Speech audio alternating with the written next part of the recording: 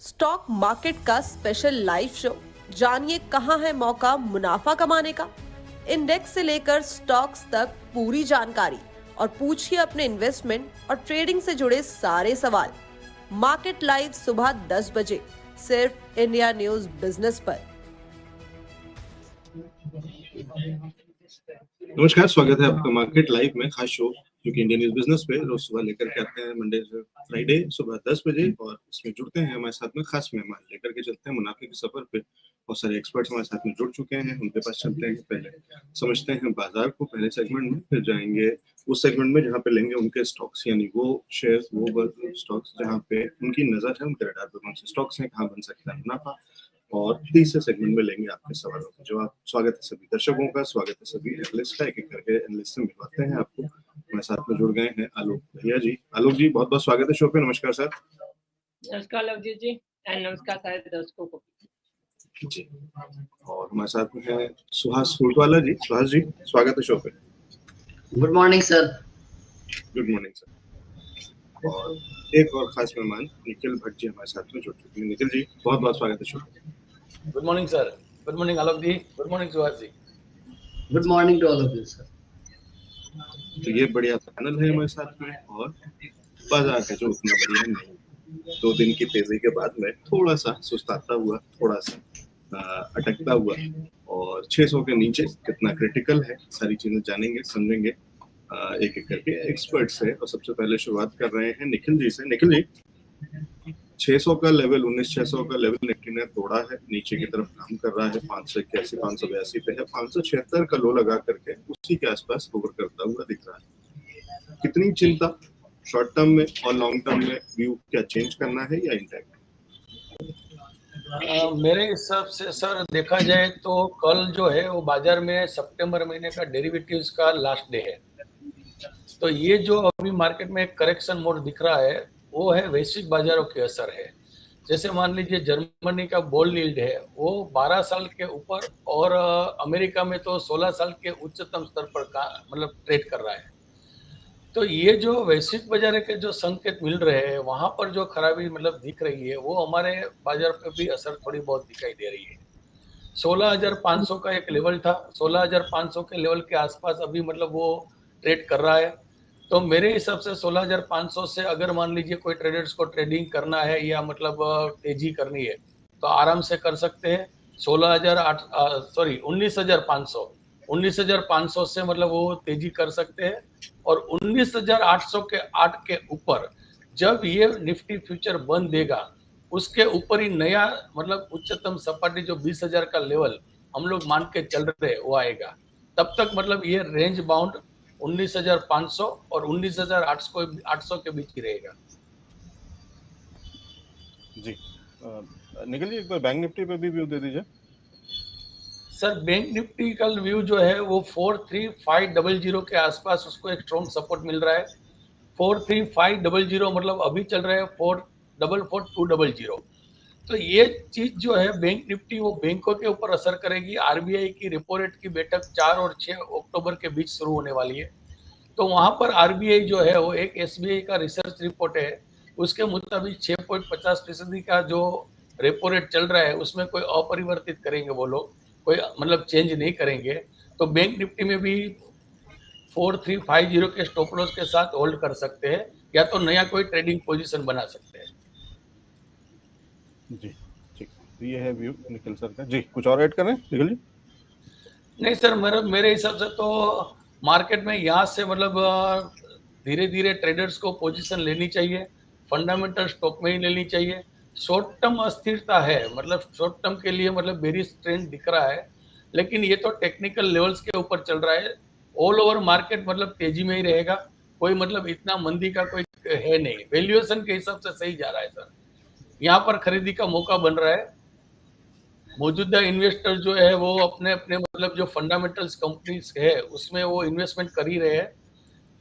जिस हिसाब से मतलब एक बाइंग जोन बन रहा है हर एक मोड़ पे, और हर एक जोन पे जो बाइंग मोड बन रहा है वो फंडामेंटल स्टॉक में बन रहा है सर।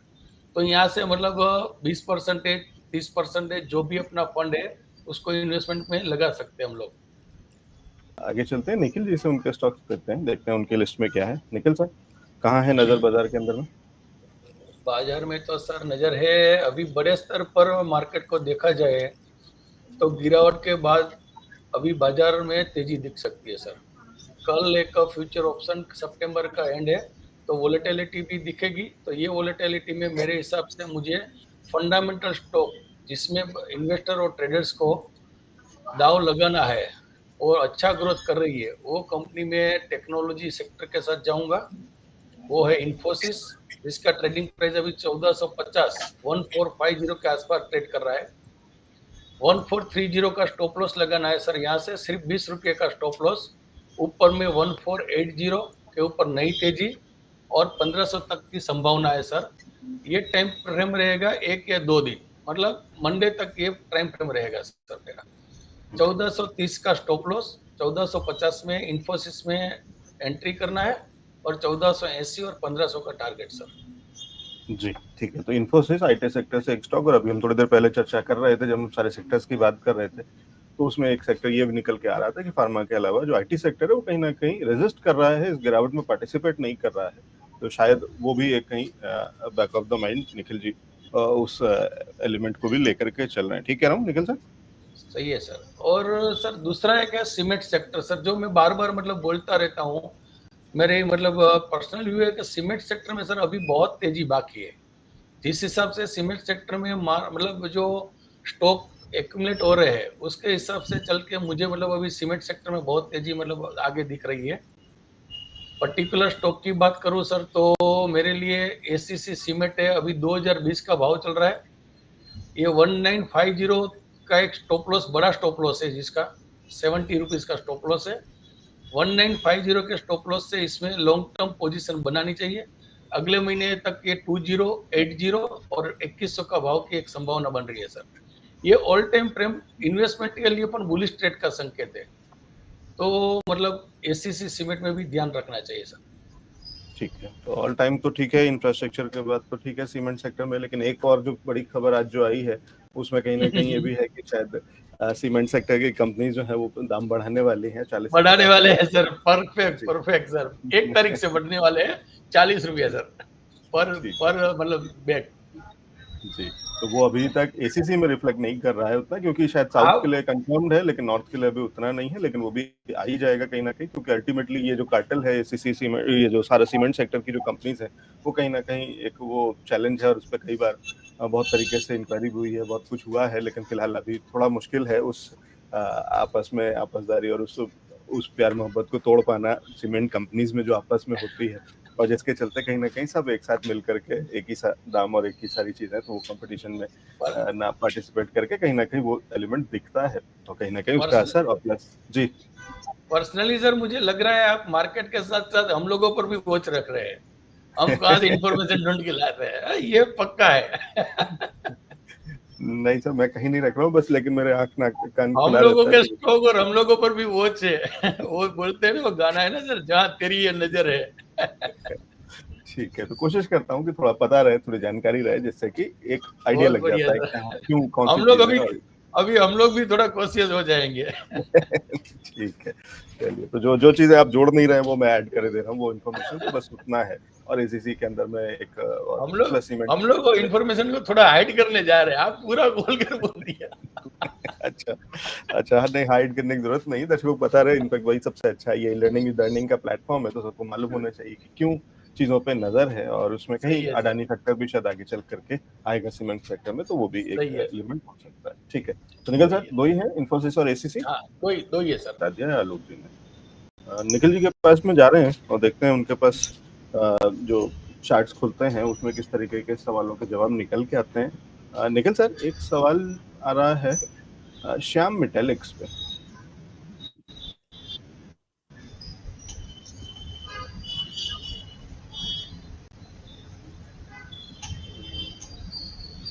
सही है,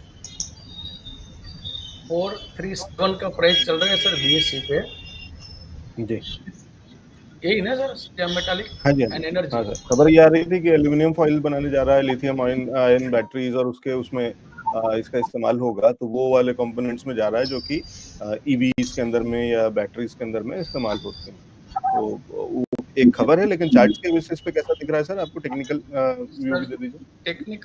टेक्निकल चार्ट के हिसाब से सर 400 के आसपास सर इसको बाइंग बनाया और 388 का स्टॉप लॉस, और ये 460 और 485 का इसको टारगेट मान के चल सकते हैं। इसका टाइम फ्रेम सर नहीं बता सकता हूँ क्योंकि ये पूरा टेक्निकल है, इसीलिए